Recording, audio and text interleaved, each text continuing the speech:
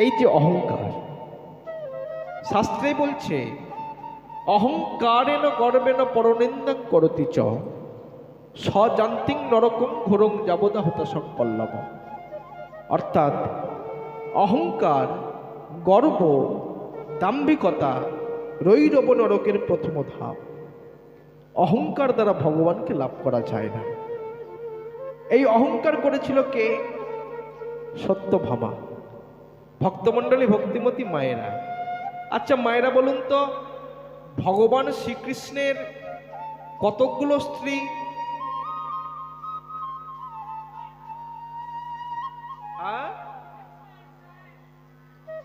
108 জন বলছে।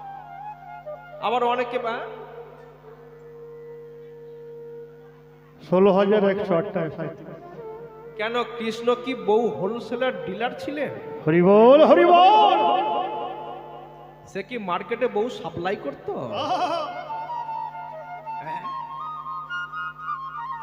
এতগুলো বউ কৃষ্ণের ছিল না। এরা কারা জানেন? নরকাসুর নামে অত্যাচারী অসুর বিভিন্ন দেশ থেকে সুন্দরী সুন্দরী অপরূপা অপরূপা মেয়েদেরকে নিয়ে একটি ঘরের মধ্যে আটকে রেখেছিল। তাদের উপরে শারীরিক নির্যাতন করছিল। তারা কেঁদে কেঁদে বলেছিল, হে দয়া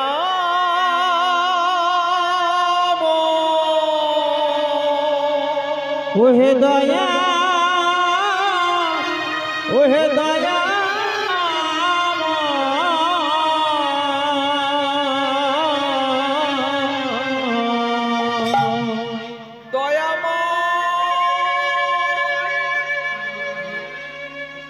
দয়াময়, আমরা কি কোনোদিন উদ্ধার হব না? কোনোদিন কি আমরা তো তোমার চরণ পাবো না? বলো না। এই অত্যাচারী অসুর, এই অত্যাচারের অসুরের হাত থেকে কি আমরা কোনোদিন রেহাই পাবো না? আমরা যা সহ্য করতে পারছি না দয়াময়,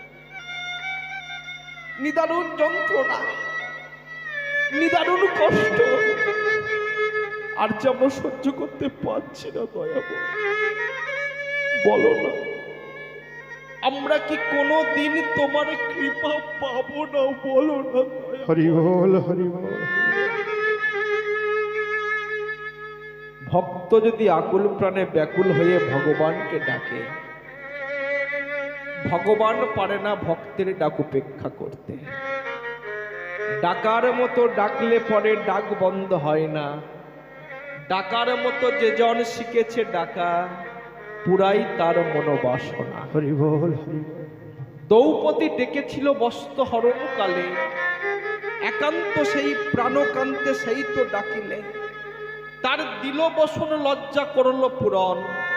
সেই বিপদহারী কালো সোনা, ডাকার মতো ডাকলে পরে ডাক বন্ধ হয় না। হরিবল হরিবল। ভক্ত যদি আকুল প্রাণে ব্যাকুল হয়ে ভগবানকে ডাকে, ভগবান পারে না ভক্তের ডাক উপেক্ষা করতে। তাই ভগবান কি করলেন? সেই নরকাসুরকে বধ করে, সেই নরকাসুরকে হত্যা করে, সেই 16,108 গোপীকে উদ্ধার করেছিল।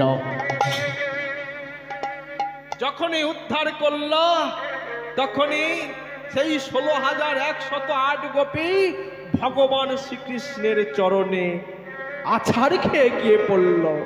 দয়াময়,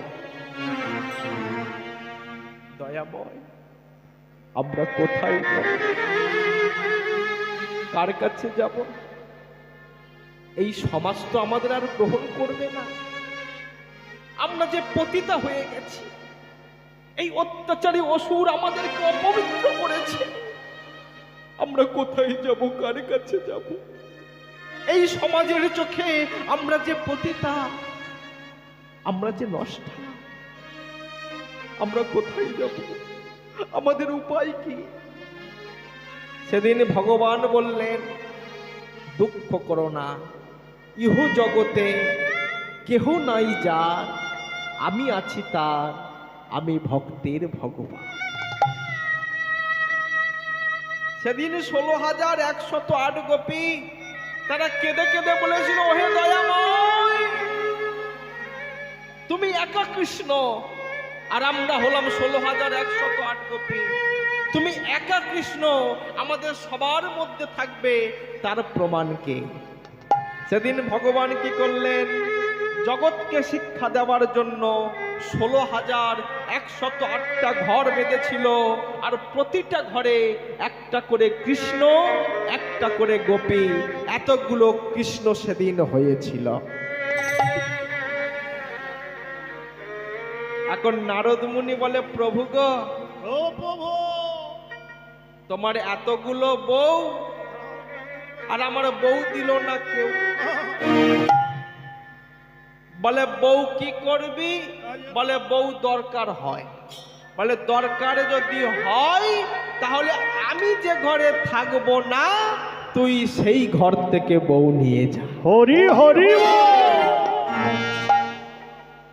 নারদ মুনি চিন্তা করলেন, একা কৃষ্ণ কত ঘরে থাকবে, এই সুযোগে ভালো ভালো দেখে কোটা 4-5 নিয়ে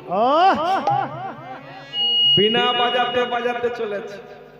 বিনা বাজাতে বাজাতে প্রথম ঘরে ঢুকতে গিয়েছে, দেখে ভগবান শ্রীকৃষ্ণ দাঁড়িয়ে আছে। বলে হায় রে ভগবান, একেবারে প্রথম ঘরেতেই তুমি, হ্যাঁ বেশ থাকো। দ্বিতীয় ঘরে ঢুকতে গিয়েছে, দেখে সেখানেও কৃষ্ণ দাঁড়িয়ে আছে। তৃতীয় ঘরে ঢুকতে গিয়েছে, দেখে সেখানেও কৃষ্ণ দাঁড়িয়ে আছে। নারদ মুনি মনে মনে চিন্তা করলেন, নিশ্চয়ই ওই ঘরের মিডিল পজিশনে কোনো দরজা আছে, আর ওইখান থেকেই কৃষ্ণ আপ ডাউন করছে। কৃষ্ণ আর গোপীকে ভালো করে বেঁধেছে ঘরের খুঁটির সাথে। বাঁধবার পরে পাশের ঘরে গিয়ে দেখে সেখানেও কৃষ্ণ দাঁড়িয়ে। হরি বল হরি বল। বলে হায় রে ভগবান, তুমি কি সব ঘরেই আছো? বলছে নারদ, ইহ জগতে যত ঘর আছে আমি সবার ঘরেই থাকি, আমি যে ঘরে থাকি না সে ঘরটাই থাকে না। ভক্তমণ্ডলী, ভক্তিমতী মায়েরা, ভগবান আমাদের সবার ঘরে আছে, তবে কোন ঘর? এই ইট কাঠ পাথরে তৈরি ঘর নয়, এই দেহ ঘর। এই দেহ ঘরে ভগবান আছেন বলে আমরা চলছি ফিরছি, কথা বলছি। এই দেহ ঘর থেকে যেদিন ভগবান বিদায় নেবে, এই দেহটা একটা নিথর দেহে পরিণত হবে, এর আর কোনো মূল্য থাকবে না। হরি বল হরি বল হরি বল। ভগবান আমাদের সবার ঘরে আছে মা। এই মাথার চুল থেকে পায়ের তলা পর্যন্ত ভগবান রয়েছে। তাহলে কোন কোন অঙ্গে কোন কোন দেবতা বাস করে একটু বলবো? বলবো একটু উলুধ্বনি প্রেম সে বলো, তাই গৌরী প্রেমানন্দ। হরি হরি হরি বল। লক্ষ্য করুন কোন কোন অঙ্গে কোন কোন দেবতা বাস করে। শাস্তে কলম দিলেন, শিরচূড়ে চূড়ামণি ব্রহ্ম পাশে রন, পাট মধ্যে মহাবিষ্ণু রহেন যেমন, নয়নের কালামণি কালাচাঁদ হন, নাসাইসি নিত্যানন্দ গন্ধ মধুলন, চৈতন্য কর্ণেতে বসি শোভনে চেতাই, মুখেতে ভদ্রাক্ষ বসি ভক্ষ রস পায়, জিহ্বায় নারদ মুনি লাগাই কন্দল, জিহবা নিচে সুরধ্বনি বহে গঙ্গা জল, আলজিবে সরস্বতী বামে শিশিদাম, কণ্ঠেতে কানাই আর ভুজে বলরাম, হস্তে আছে শ্রীগোবিন্দ দাসের দেবতা, জগন্নাথ সপ্তদ্বীপে রহেন সর্বদা, নাভি মূলে থাকি লীলা করে ব্রহ্মাদেব, লিঙ্গমূলে চন্দ্রমৌলি রহেন মহাদেব, গুহদ্বারে আছে স্থিত নারুয়া গোপাল, ধাম মোকাম তত্ত্ব গভীর বিশাল, হাঁটুতে শক্তির স্থিতি বসুমতী পাই, 18 মোকাম তত্ত্ব এই সমুদয়, শ্রীকৃষ্ণ চৈতন্য পাদ বন্দিয়া আনন্দ, পয়ার ছন্দেতে বন্দে গৌর গোবিন্দ। গৌর গোবিন্দ। হরি বল হরি বল। হরি বল হরি বল হরি বল হরি বল হরি বল হরি বল হরি বল। হরি বল হরি বল হরি বল হরি বল হরি বল হরি বল হরি বল হরি বল হরি বল হরি বল হরি বল হরি বল হরি বল হরি বল হরি বল হরি বল হরি বল হরি বল হরি বল। এতগুলো কৃষ্ণ সেদিন হয়েছিল। এখন সত্যভামা বলছে, এই রক্ষিণী, ওরকম কৃষ্ণকে না আমি কিনে নিতে পারি। কেন না, আমার বাবার যা টাকা আছে আর আমার যা স্বর্ণ অলংকার আছে, ওরকম কৃষ্ণকে আমি কিনে নিতে পারি। কৃষ্ণ শুধু আমার একার, আর কারো নয়। ভক্তমণ্ডলী, ভক্তিমতী মায়েরা, এই সত্যভামা কার মেয়ে গো? সত্যভামার বাবার নাম কি?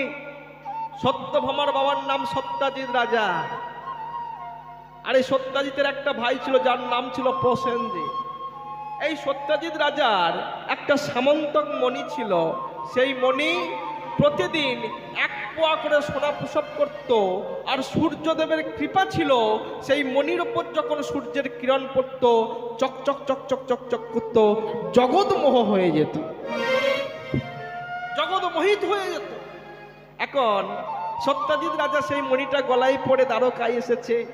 ভগবান শ্রীকৃষ্ণ বলছে, সত্যাজিৎ, এত সুন্দর মণি তোমার গলায় মানায় না, তুমি রাজভাণ্ডারে জমা দাও, এখানে থাক। কৃষ্ণ চাইল, কিন্তু সত্যাজিৎ রাজা দিল না। কৃষ্ণ চেয়েছে যে কৃষ্ণকে দেয় না, তার মাল তো থাকবে না, একদিন না একদিন ধ্বংস হবে। তাই কি হলো, সেই মণিটা গলায় পড়ে সত্যাজিতের ভাই প্রসেনজিৎ সেই মণিটা গলায় পড়ে একদিন বনে গেল হরিণ শিকার করতে। আর যখনই বনে গেল হরিণ শিকার করতে, বাঘে তাকে ধরে খেয়ে নিল। যখনই বাঘে খেয়ে নিল, ওই জায়গায় মণিটা পড়েছিল, সেখানে ছিল বিশাল একটি গুহা। আর গুহার মধ্যে বাস করত ভয়ঙ্কর একটা জন্তু, যার নাম ছিল জাম্বুবান। জাম্বুবান কি করেছে, সেই মণিটা নিজের কাছে রেখেছে। একদিন গেল, 2 দিন গেল, 3 দিন গেল, 1 সপ্তাহ কেটে গেল। প্রসেনজিৎ তো আর বাড়ি ফিরছে না। সবাই মনে মনে চিন্তা করছে, কৃষ্ণ মণিটা চেয়েছিল, মণিটা দেয়নি, তাই কৃষ্ণ প্রসেনজিৎকে হত্যা করে সেই মণিটা চুরি করেছে। এত বড় চোর অপবাদ সবাই ভগবান শ্রীকৃষ্ণকে দিয়েছিল। তাহলে ভাবুন, কৃষ্ণকেও মানুষ চোর বলে। ভগবান শ্রীকৃষ্ণ মনে মনে চিন্তা করলেন, তাহলে আসল সত্যটা কি আমাকে জানতে হবে। মণিটা গেল কোথায়? দ্বারকার বন্ধুদের নিয়ে গেলেন বনে। বনে গিয়ে সমস্ত বন অন্বেষণ করছে। অন্বেষণ করতে করতে করতে করতে হঠাৎ দেখতে পেলেন বিশাল একটা গুহা। আর সেই গুহার মধ্য থেকে রশ্মি বহির্ভূত হচ্ছে। ভগবান শ্রীকৃষ্ণ বুঝতে পারলেন এই জায়গায় মণিটা রয়েছে। গুহার মধ্যে প্রবেশ করেছে, মণিটা দেখতে গিয়ে পেয়েছে।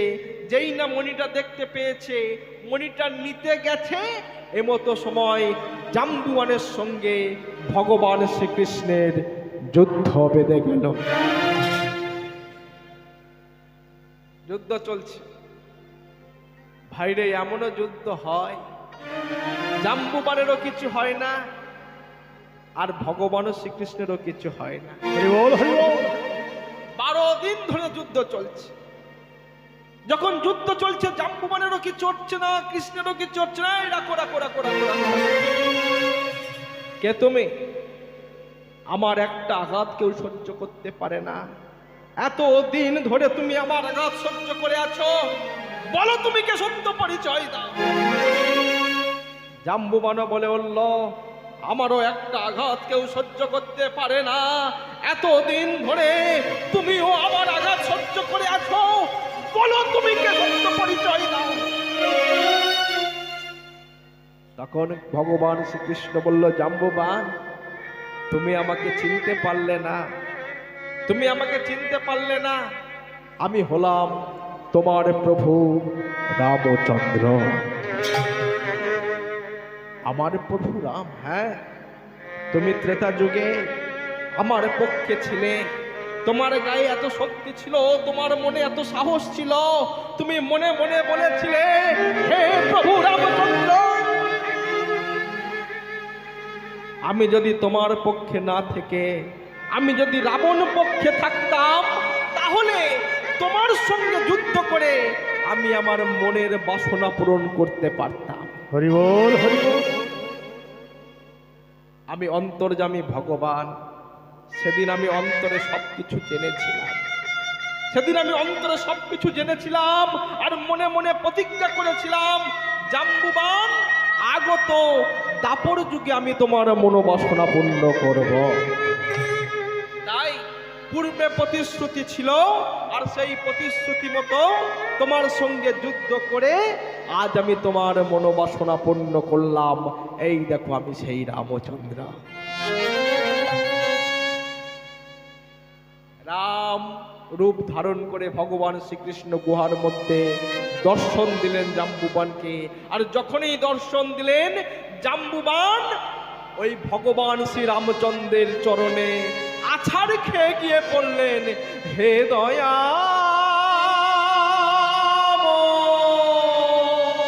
ও হে দয়া, ও হে দয়া,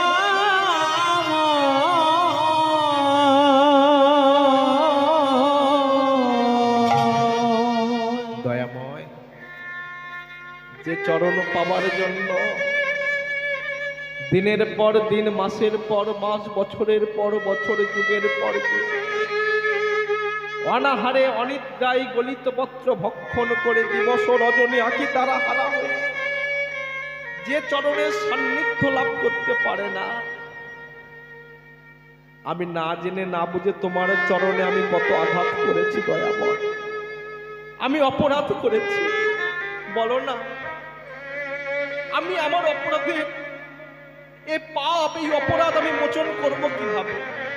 তাই তোমাকে তো দেওয়ার মতো আমার কিছু নেই, তাই আমার একমাত্র কন্যা জাম্বুবতীকে আমি তোমার চরণে দান করে দিলাম, তুমি গ্রহণ করো। জাম্বুবান কি করলো? সেই মণি আর তার কন্যা জাম্বুবতীকে ভগবান শ্রীকৃষ্ণের চরণে দান করলেন। ভগবান শ্রীকৃষ্ণ সেই মণিটা নিয়ে ফিরে এলেন কোথায়? দ্বারকায়। দ্বারকায় এসে সত্যভামার বাবা সত্যজিৎ রাজাকে মণিটা ফিরিয়ে দিল। আর যখনই ফিরিয়ে দিল, সত্যজিৎ রাজা ভগবান শ্রীকৃষ্ণের চরণে আছাড় খেয়ে গিয়ে পড়লেন, ও হে কৃপা,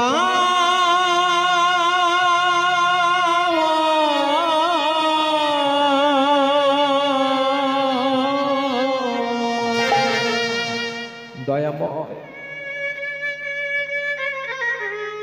যে চরণ হতে শত শত মণি, সহস্র সহস্র মণির জন্ম হয়, আমি অহংকারী মানুষ হয়ে আমি তোমাকে চিনতে পারিনি, আমি তোমাকে চোর অপবাদ দিয়েছি, বলো না এ পাপের প্রায়শ্চিত্ত করব কিভাবে?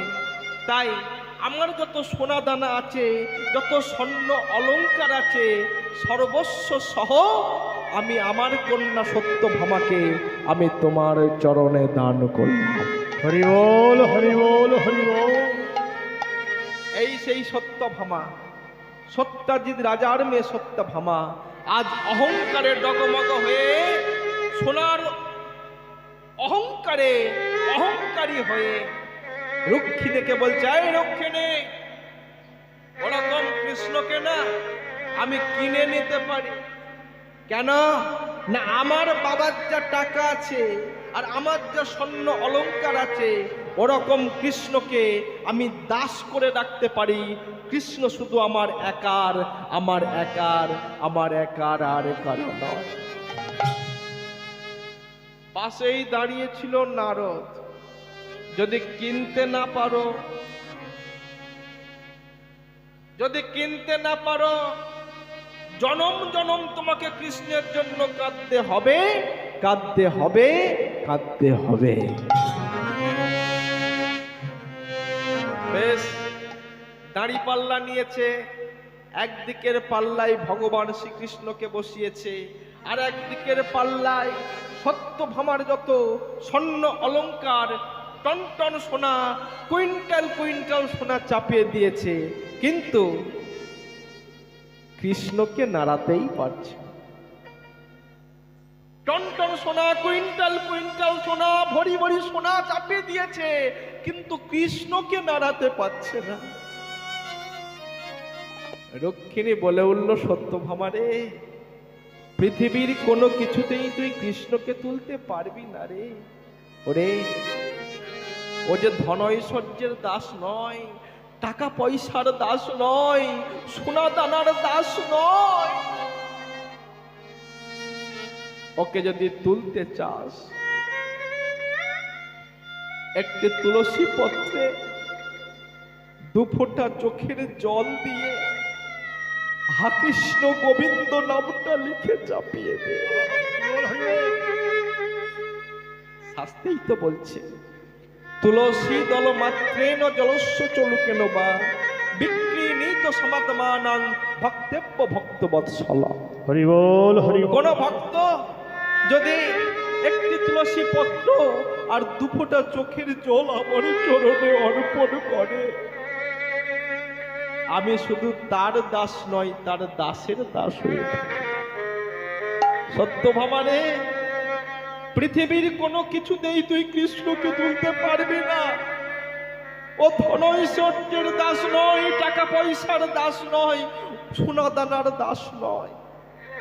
ওকে যদি তুলতে চাও, একটি তুলসী পত্রে 2 ফোঁটা চোখের জল দিয়ে হা কৃষ্ণ গোবিন্দ নামটা লিখে চাপিয়ে দে।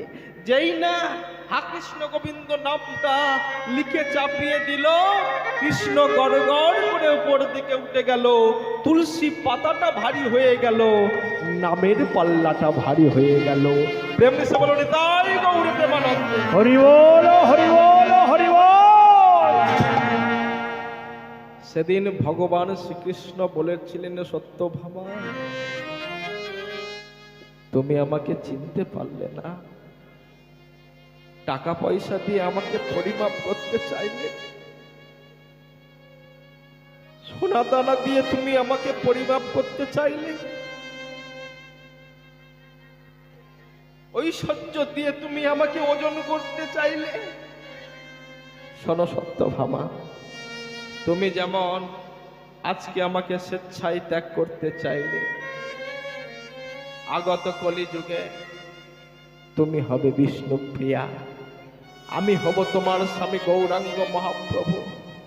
তুমি যেমন আজকে আমাকে স্বেচ্ছায় ত্যাগ করতে চাইলে, আগত কলিযুগে আমি তোমাকে ত্যাগ করে চলে যাব, আর সেদিন তোমাকে বুঝিয়ে দেব প্রভু হারা জীবন কত যন্ত্রণাময়, প্রভু হারা জীবন কত বেদনাময়, প্রভু হারা জীবনে কত কষ্টময়, কত কষ্ট।